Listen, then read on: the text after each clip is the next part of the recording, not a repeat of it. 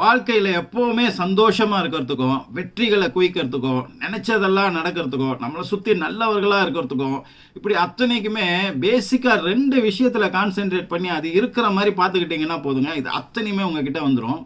அது 2 விஷயம் என்ன? ஒன்று ஈஸி, எல்லாரும் சொல்கிற விஷயந்தான். இன்னொன்று தான் ரொம்ப முக்கியமான ஒரு பிரபஞ்ச ரகசியம். இந்த 2 விஷயத்தையும் வழக்கம் போல் நம்ம ஒரு கதை சொல்லி உங்களுக்கு புரிய வைக்கலாம். அந்த கதை கேட்கும் போதே உங்களுக்கு அது 2 விஷயம் என்னன்றது புரிஞ்சு போயிடும். இப்போ ஒரு இளைஞன் அவன் இந்த வாழ்க்கை மேலே கொஞ்சம் வெறுப்பாயிட்டு துறவு வாழ்க்கை மேலே ரொம்ப ஆசைப்பட்டு துறவியாக போயிடணும் அப்படின்னு சொல்லிட்டு இந்த ஊருக்கு வெளியே இருக்கிற ஆசிரமத்தில் ஒரு குருக்கள் இருக்கிறாரு அப்படின்னு கேள்விப்பட்டு அவர்கிட்ட போய் இந்த மாதிரி நான் உங்ககிட்ட ஒரு சீடனாக சேர்ந்து இந்த ஆசிரமத்தில் ஒரு துறவியாக நான் இருக்கணும் அப்படின்னு நான் ஆசைப்பட்றேன் அப்படின்னும் போது ரொம்ப நேரம் அந்த இளைஞனை அவர் உத்து பார்க்குறாரு. அவன் கேட்குறான், ஏன் என்னை உத்து பார்க்குறீங்கன்னு.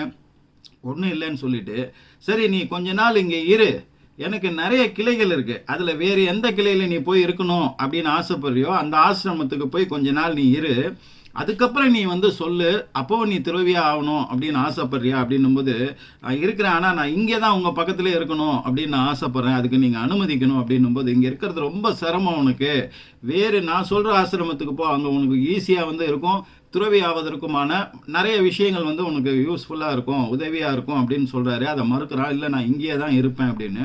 சரி அதுக்கப்புறம் உன் இஷ்டம் அப்படின்னு சொல்லி அவர் அனுமதிக்கிறாரு. அதுக்கப்புறம் பார்த்தீங்கன்னா அவர் சொன்னதனோட அர்த்தம் அப்போ தான் தெரிஞ்சுது. அங்கே உள்ள அந்த துறவிகள் சீடர்கள் இருக்காங்க இல்லையா, அவங்களுக்குள்ள ஏகப்பட்ட பாலிடிக்ஸ், அரசியல், ஒருத்தர் மேலே ஒருத்தர் பொறாமை, அந்த இப்போ பின்னாடி பேசுவது புறம் பேசுவதுன்னு ஏகப்பட்ட விஷயங்கள் அங்கே பண்ணுறதை பார்க்குறான். அதுக்கப்புறம் இவனை பற்றியும் புறம் பேசுகிறாங்க, இவன் காது படவும் பேசுகிறாங்க, இவன் முகத்துக்கு நேராகவும் கேலி பேசுகிறாங்க. இவன் இளைஞனாக இருக்கிறனால இவன் துறவி ஆனதற்கா அது காரணமாக இருக்குமா இது காரணமாக இருக்குமான்னு இல்லாதது பொல்லாதது எல்லாம் மனதை கஷ்டப்பட்டு காயப்படுத்தக்கூடிய அளவுக்கு பேச்சுக்களை அவன் பின்னாடி முன்னாடி அவனை பேசுகிறாங்க, ஜட்ஜ்மெண்டெல்லாம் இருக்கிறாங்க. இது ஏற்கனவே வெளி உலகத்தில் பார்த்த மனிதர்களைப் போலத்தான், அதை விட மோசமான நிலைமையில் கூட இங்கே இருக்கும்போது நம்மளால் எப்படி இங்கே துறவியாக கண்டினியூ ஆக முடியும் அப்படின்னு சொல்லிட்டு குருக்கள் கிட்ட போய் நீங்கள் சொன்ன மாதிரி வேறு ஒரு ஆசிரமத்துக்கே என்னை அனுப்பிச்சிருங்க, நான் இங்கே இருக்க முடியாதுன்னு. ஏன்பா அப்படின்னும்போது இவர்கள் பேசுகிற பேச்சுக்கள் எல்லாமே என்னை மேலும் காயப்படுத்தி என்னை மோசமான நிலைமைக்கு தான் கொண்டு போயிடும் போல இருக்கு, என்னால் ஒரு முழுமையான துறவியாக ஆக முடியாதுன்னு. நீ தானே ஆசைப்பட்ட, அதனால தான் இங்கே இருக்க நான் அனுமதித்தேன் அப்படின்னு சொல்லும்போது, இல்லை இல்லை நான் வேறு இடத்துக்கு போயிடுறேன் அப்படின்னும்போது, எந்த இடத்துக்கு போனாலுமே கஷ்டம்தான். உனக்கு 2 விஷயம் அடிப்படையாக தெரியணும்.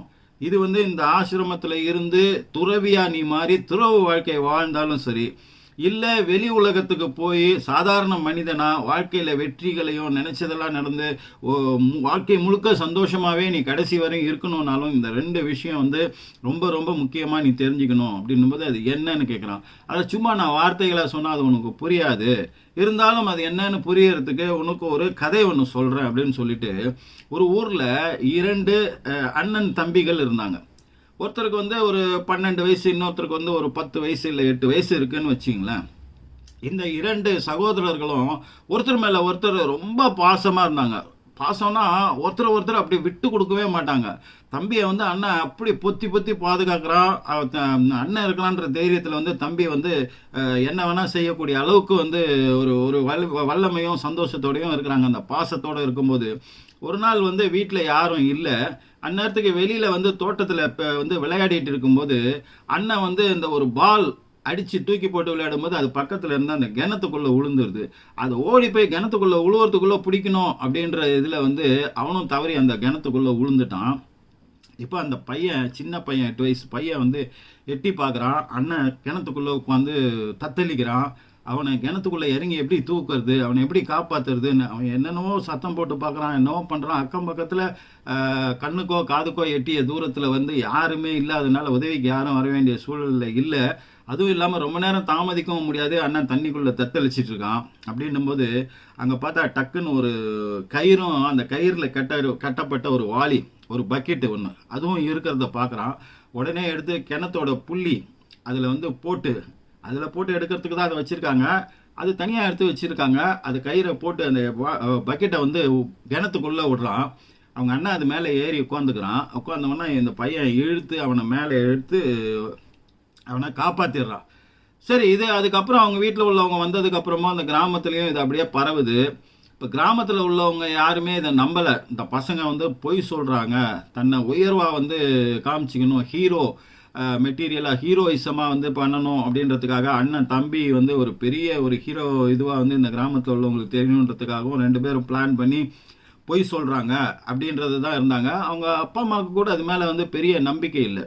ஆனால் அந்த ஸ்கூலில் வந்து ஒரு வாத்தியார் இருந்தார், அந்த ஊரில் உள்ள ஸ்கூல் வாத்தியார். அவரோட பேச்சுக்கு இந்த கிராமத்தில் உள்ளவங்க எல்லாருமே, பொதுவாகவே கிராமத்தில் வந்து நல்ல வாத்தியார்கள் இருந்தாங்கன்னா அவர் பேச்சை வந்து எல்லாருமே கேட்பாங்க.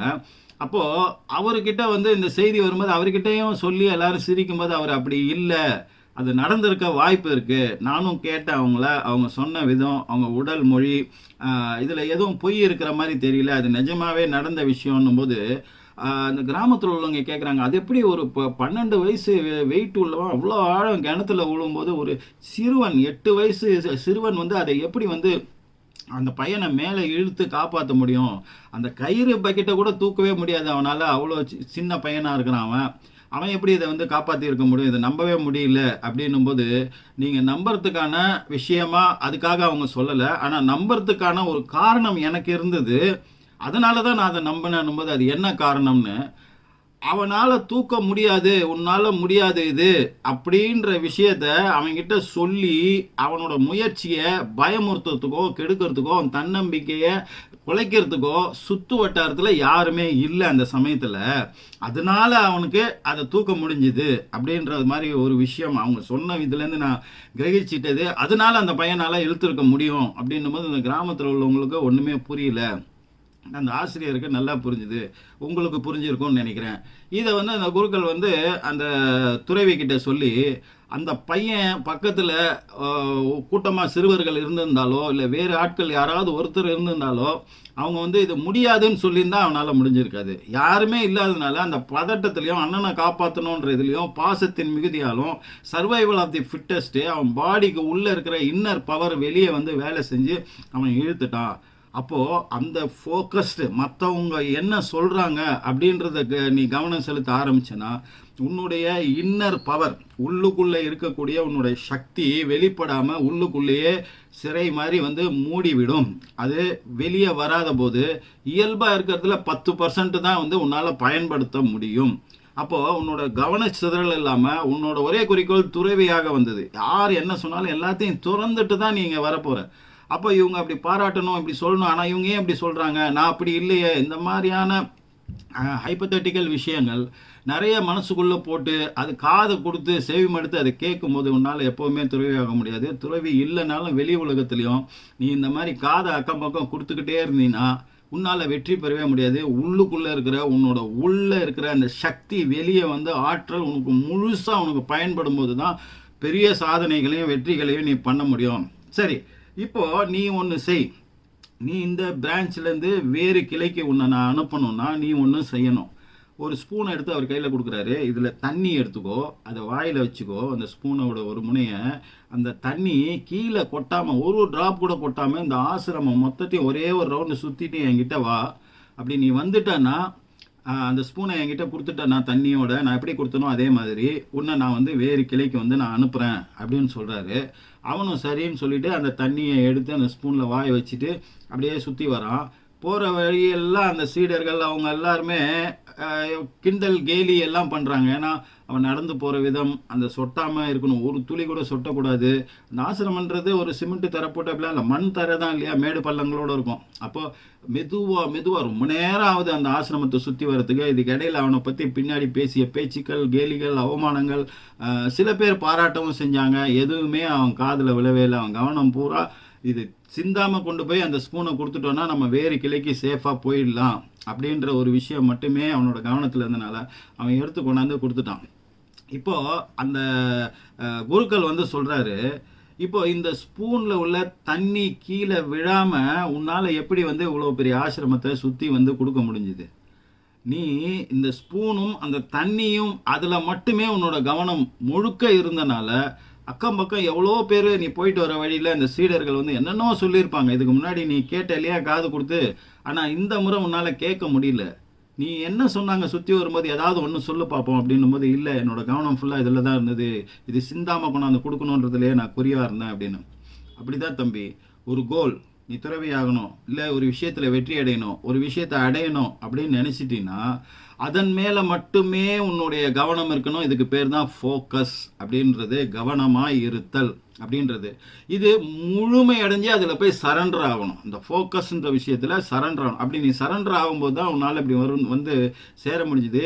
நீ அதை எடுத்துகிட்டு போகும்போதே சுற்றியும் எல்லாம் என்ன சொல்கிறாங்க, எல்லாம் கிண்டல் பண்ணுறாங்க அப்படின்ற உணர்வுகளுக்கு நீ ஆட்பட்டினா உன்னால் இங்கேருந்து ஒரு சின்ன ரவுண்டு கொஞ்சம் தூரம் போனவொடனே அதில் இருக்கிற மொத்த தண்ணியும் கீழே கொட்டியிருக்கும், நீ தடுமாறி இருப்ப. அப்போ இப்படித்தான் நீ ஃபோக்கஸை வந்து பயிற்சி பண்ணணும்னும்போது அவனுக்கு அந்த ஃபோக்கஸ்னோட மீனிங்கும் அர்த்தமும் ரொம்ப நல்லா புரிஞ்சுது. இனிமேல் நான் யாருக்கும் பின்னாடி எதுக்குமே நான் வந்து என்னுடைய கவனத்தை சிதற விடாமல் ஒரே குறிக்கோளோடு நான் இருப்பேன், என்னை வந்து வேறு கிளைக்கு வந்து நீங்கள் அனுப்புங்கன்னும் போது அவர் ஒரு கிளையை சொல்லி அங்கே அனுப்புகிறாரு. அதில் இன்சார்ஜாக இருக்கிறவங்க ஒருத்தவங்க வந்து இருக்கிறாங்க, அவங்க ஒரு பெண்மணி, அவங்கள போய் நீ பாருன்னு. இப்போ அவன் அந்த இடத்த நோக்கி நடந்து போகும்போது அவனுக்கு சரியான பசி. அவன் வந்து துறவி வாழ்க்கைக்கு இப்போ தான் புதுசு இல்லையா, அப்போ வந்து இப்படி போகிறோம், புது இடம், அங்கே என்ன சாப்பாடு இருக்கும், என்ன தருவாங்க, அங்கே தங்கிறதுக்கு எப்படி வசதிகள் இருக்கும், எனக்கு இந்த உணவு கிடைச்சா போனவுடனே நல்லாயிருக்கும் அப்படின்னு குறிப்பிட்ட உணவுகள் அதெல்லாம் இது பண்ணுறான். அவன் நேராக போனவுடனே அந்த பெண்மணியை பார்க்குறான், விஷயத்த சொல்கிறான். இதெல்லாம் சொல்லும்போது அந்த பெண்மணி எதையும் கவனம் வாங்காமல் அவனுடைய கண்களையே ரொம்ப நேரம் உத்து பார்க்குது. அதுவும் ஒரு இளம் துறவி தான். உத்து பார்க்குது. இவனுக்கு ஒரு மாதிரி கூச்சமாக இருக்குது, ஒரு மாதிரியாக இருக்குது, இளைஞன் இல்லையா, அதனால வந்து அவன் ஒரு மாதிரி தடுமாறும்போது அவன் வந்து முதல்ல உணவு அருந்துங்க, போய் முகம் கை கால் எல்லாம் குளிச்சுட்டு வாங்க, உணவு அருந்துங்க, அப்புறமா நம்ம பேசுவோன்னு. அப்போ அவங்க உணவு அருந்துறதுக்கு இலை போட்டு அவங்க போடுறாங்க. என்ன சாப்பாடு போட்டாங்கன்னா, இவன் வரும்போது என்ன நினச்சிட்டே வந்தானோ, என்ன உணவு கிடைச்சா நல்லா இருக்கும்னு நினச்சானோ அதே உணவு வந்து பரிமாறப்படுகிறது. இவன் கொஞ்சம் ஷாக் ஆகிறான். சரி, ஒருவேளை இது கோ இன்சிடென்ஸாக இருக்கும் அப்படின்ற மாதிரி எடுத்துக்கிட்டு அதுக்கப்புறம் வந்து அந்த வர இடத்துல ஒரு குடியில் பார்த்தோமே, அந்த இடத்த கொடுத்து அதில் வந்து ஒரு பாய் தலகாணி ஒரு பெட்டு மாதிரி ஒரு விஷயம் இருந்ததுன்னா நல்ல சிலுன்னு காற்று வரும், அங்கே நமக்கு தங்கறதுக்கான இடம் கொடுத்தா நல்லாயிருக்கும், இப்போ கூட கொஞ்சம் தூக்கமாக இருக்குது, கொஞ்சம் நேரம் தூங்கி எழுந்திரிச்சிட்டு வந்து பேசினா கூட நல்லாயிருக்கும் அப்படின்னு அவன் நினச்சிட்டே இருக்கும்போது அந்த அம்மா வந்து சொல்கிறாங்க, அந்த குடியில் காமிச்சு அங்கே போய் அங்கே பாய் தலகாணிலாம் இருக்குது, அங்கே போய் கொஞ்சம் நேரம் ஓய்வு எடுத்துகிட்டு வாங்க, ரொம்ப டயர்டாக இருக்கீங்க, நம்ம அப்புறமா பேசுவோன்னு. இவன் பயங்கரமாக ஷாக் ஆயிடான். அவன் மனசில் நினைக்கிறதெல்லாம் இவங்களுக்கு எப்படி தெரியுதுன்னு. அவன் போய் படுத்து எழுந்திரிச்சிட்டு திரும்ப வந்து கேட்கும்போது அவன் ஓப்பனாகவே வந்து கேட்டுறான் அந்த அம்மாக்கிட்ட, உங்களுக்கு எப்படி இருக்குன்னு. இது ஒரு ட்ரிக்கு எனக்கு குரு கற்றுக் கொடுத்தது. அதனால வந்து மோஸ்ட் ஆஃப் த ஆளுங்க, பெரும்பாலான ஆட்கள் வந்து மனசுக்குள்ளே என்ன நினைக்கிறாங்கன்றத என்னால் உணர முடியும். எனக்கு வந்து அது யாரோ சொல்கிற மாதிரி எனக்கு கேட்கும். அப்போ நீ யோசித்ததும் என்னன்றது என்னால் உணர முடிஞ்சுது, அதனால தான் நான் அதை சொன்னேன் அப்படின்னும்போது இவன் நில தடுமாறுறான். அப்புறம் அதை இப்போ பார்க்கும்போதும் அவனால் அந்த ஆசிரமத்தில் இருக்க முடியாதுன்னு தோணுச்சு. ஏன்னா அவன் ஒரு இளைஞன், ஒரு அழகான பெண் வரும்போது மனசுக்குள்ளே 1000 விஷயங்கள்லாம் தோணும், உணர்வுகள் வெளிப்படும். அதெல்லாம் அந்த பொண்ணுக்கு எல்லாமே தெரியும்னும் போது தன்னை பற்றி எப்படி வந்து எடுத்துக்குவாங்க, எப்படி நடந்து, அப்போ அந்த பெண்ணுக்கும் அவனுக்குமான உறவு எப்படி இருக்கும், எப்படி இதை தொடர முடியும் நல்ல முறையில், இங்கே இருக்கவே முடியாது, இப்படிப்பட்ட ஒரு நபரோட நம்மளால் இருக்கவே முடியாது அப்படின்னு சொல்லிட்டு அவன் அங்கேருந்து திரும்பி வந்துடுறான். அந்த குருக்கள் கிட்ட வந்து சொல்கிறேன், என்னால் அங்கே இருக்க முடியாது, என்னை வேறு இடத்துக்கு அனுப்புங்க, இல்லை நான் இங்கேயே இருந்துக்கிறேன், யார் சொல்கிறதே நான் காதில் வாங்க மாட்டேன், இங்கேயே இருந்துக்கிறேன் அப்படின்னும் போது அவர் சொல்கிறார், என்ன விஷயம்னு. அவங்க நான் மனசில் நினைக்கிறது எல்லாத்தையுமே சொல்கிறாங்கன்னா, அது சொன்னால் சொல்லிட்டு போகிறாங்க, அதனால் உனக்கு என்ன பாதிப்புன்னு. இல்லை நான் எல்லாம் என்ன நினைக்கிறேன், அது நான் ஒரு இளைஞனாக இருக்கனால பார்த்தோன்னா வந்து டக்குன்னு அவங்கள இவ்வளோ அழகாக இருக்காங்களேன்னு கூட நான் நினச்சேன், இவங்க எப்படி துறவியானாங்க, இவ்வளோ அழகிய பெண் அப்படின்றது, இதெல்லாம் வந்து நான் என்னென்னலாம் நினைக்கிறேனோ எல்லாம் அவங்களுக்கு தெரிஞ்சுதான் என்னை பற்றி என்ன அபிப்பிராயம் வரும் அவங்க கிட்ட, அவங்களோட நான் எப்படி நல்ல முறையில் உறவாக இருக்க முடியும் அப்படின்னும்போது அவர், இல்லை நீ திரும்பி போ, அங்கேயே போய் நீ இரு, அங்கே இருக்கும்போது தான் நீ துறவியாக முடியும். இப்போ நீ போகும்போதே யோசனை பண்ணிக்கிட்டே போ ஒரு விஷயத்த, அந்த பெண் மட்டும் இல்லை, இந்த உலகத்தில் உள்ள அத்தனை பேருமே நம்ம மனசுக்குள்ளே என்ன நினைக்கிறோமோ அது அத்தனையும் ரீட் பண்ணக்கூடிய, அதை அப்படியே பாடம் படித்த மாதிரி அவங்களுக்கு தெரியப்படுத்தக்கூடிய விஷயம் டேலண்ட் உள்ளவங்களாம் இந்த உலக மக்கள், உன்னை சுற்றி இருக்கிற அத்தனை மக்களும் ஆயிட்டாங்கன்னா நீ என்ன பண்ணுவ அப்படின்னும்போது, மனசுக்குள்ளே நினைக்கிற விஷயத்தில் ரொம்ப ஜாக்கிரதையாக இருப்பேன், இது வெளியில் தெரிஞ்சிச்சுன்னா என்னோட இமேஜ், என்னோட இது போயிடும் அப்படின்றது. அப்புறம் நல்ல பழக்கங்கள், நல்ல எண்ணங்கள், நல்ல சிந்தனைகளாகவே செய்யணும் அப்படின்றது, அதுதான் முக்கியம். நீ அந்த பெண் அதுக்கு வந்து உன்னை பற்றி நீ மனசில் நினைக்கிறதெல்லாம் புரிந்து கொள்ளக்கூடிய சக்தி இருக்குது அப்படின்னு நீ நினைக்கிற இல்லையா, அதே மாதிரி தான் எல்லாருக்கும் ஆற்றல் இருக்குன்னு நீ மைண்ட் செட் பண்ணிக்கணும். உன்னோட மனசை வந்து அந்த மாதிரி தயார்படுத்திக்கிட்டீங்கன்னா எந்த ஒரு தவறான எண்ணங்களோ கெட்ட உணர்வுகளோ வேறு விதமான எதிர்மறை எண்ணங்களோ எதுவுமே உன்கிட்ட வராது.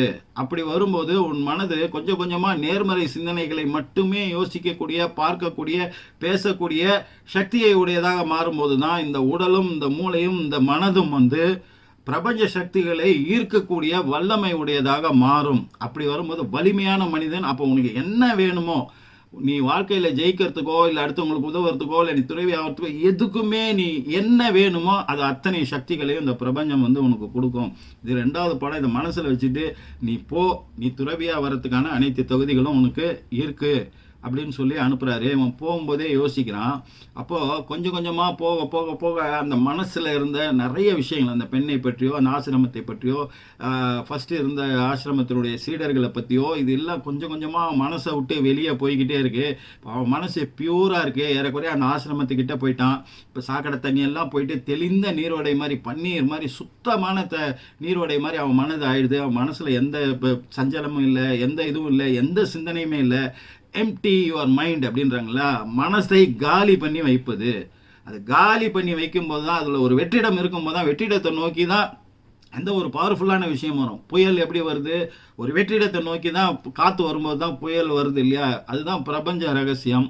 அப்போ நம்ம மைண்டை வந்து நம்ம மனசை வந்து நம்ம காலி பண்ணி வச்சுக்கிட்டோம்னா அந்த இடத்த நோக்கி நிறைய நல்ல விஷயங்கள் இழுக்கப்படும் போது இந்த பிரபஞ்ச சக்திகளும் சேர்த்து வந்து இழுக்கப்படும்.